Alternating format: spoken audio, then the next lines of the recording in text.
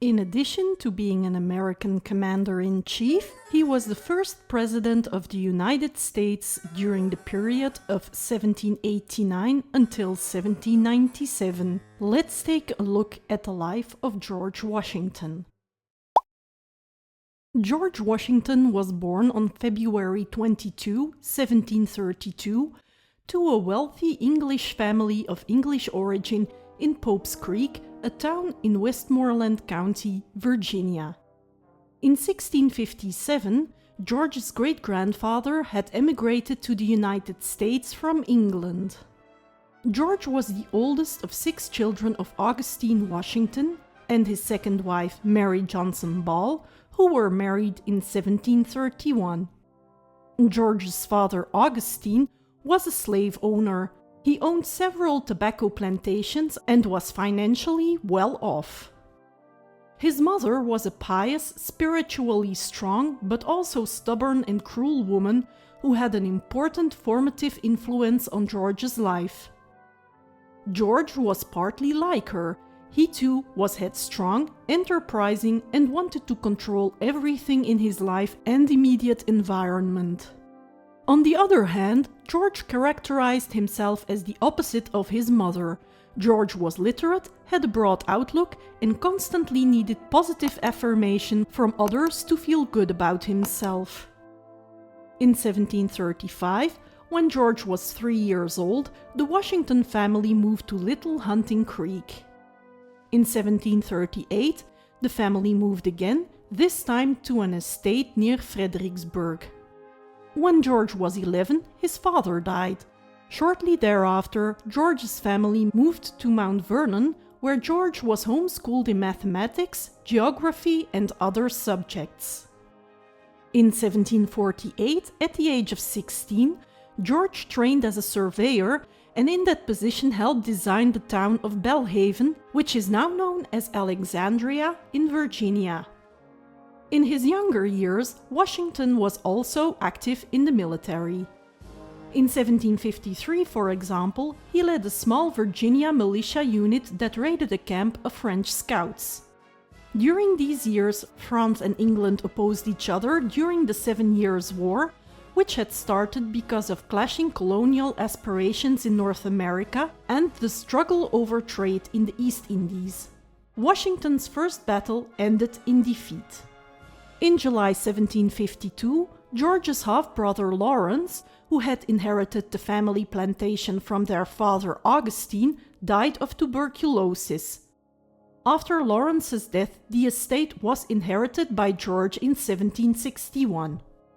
On January 6, 1759, at the age of 26, George Washington married the wealthy widow Martha Dandridge Custis. Martha had 2 children from a previous marriage, but the couple had no children of their own. Presumably, George had become infertile due to a smallpox infection in his youth. The marriage made George extremely wealthy.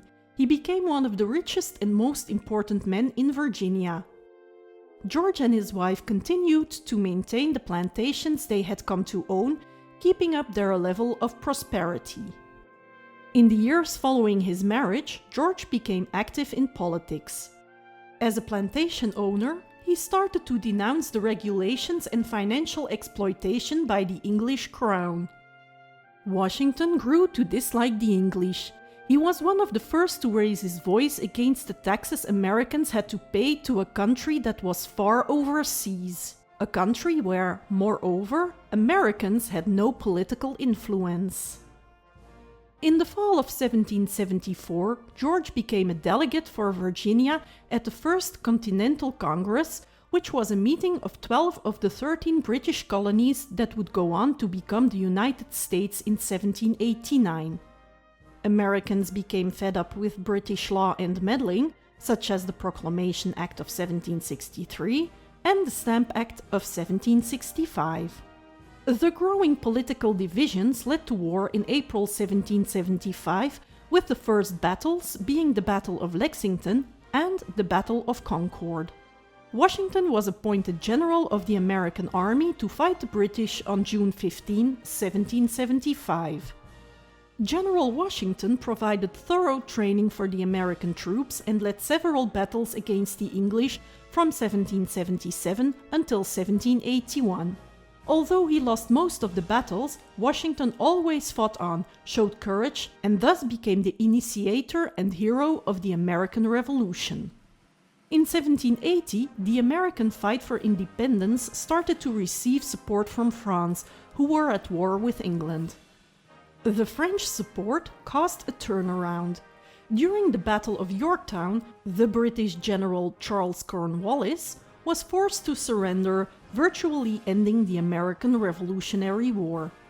George Washington left the army in December 1783 and returned to his plantation. In 1789, the Constitutional Congress in Philadelphia drafted a new constitution and decided that a president should be elected. On September 17, 1787, the new constitution was finally completed. In 1789, this constitution officially went into effect. The constitution created a tighter federation of the 13 colonial states that had been operating quite independently until that time. In 1789, George Washington took office as the first president of the United States after being unanimously elected. George had not declared himself a candidate, preferring to lead a quiet life on his plantation, but because of the large number of votes, he decided to accept the position. He took the presidential oath at Federal Hall in New York City, which at the time was the capital of the United States. John Adams became the vice president and would go on to become the second president after Washington. Washington's first term went off without a hitch.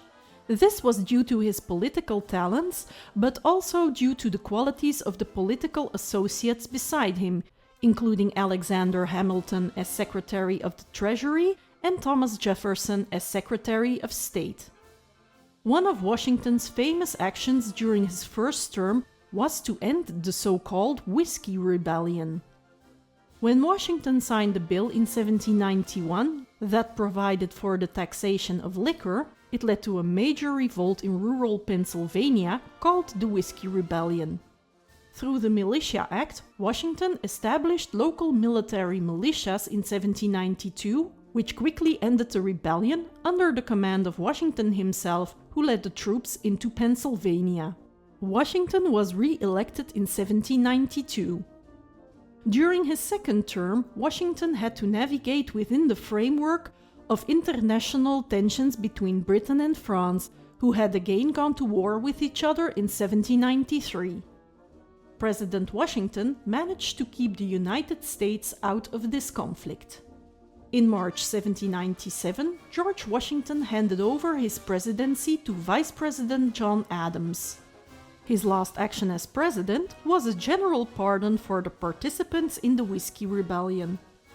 George returned to Mount Vernon and spent his last days there. In the late evening of December 14, 1799, George Washington died after a short illness. He was mourned throughout the United States, but also abroad.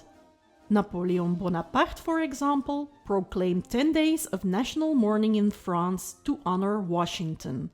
Thank you for watching.